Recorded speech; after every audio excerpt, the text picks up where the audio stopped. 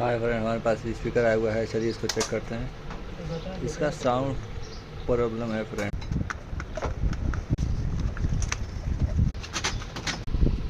इसमें ज़्यादातर इसकी आईसी ख़राब होती है फ्रेंड।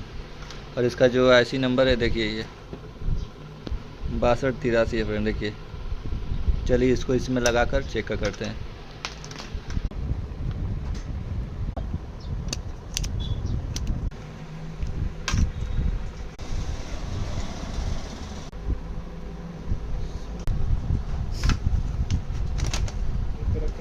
चलिए फ्रेंड इसको चेक करते हैं। Bluetooth mode.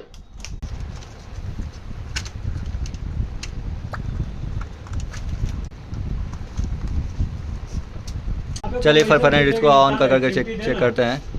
Bluetooth mode. देखिए फ्रेंड, ये बिल्कुल ओके हो गया है। और ये अगर आपको हमारी वीडियो अच्छी लगे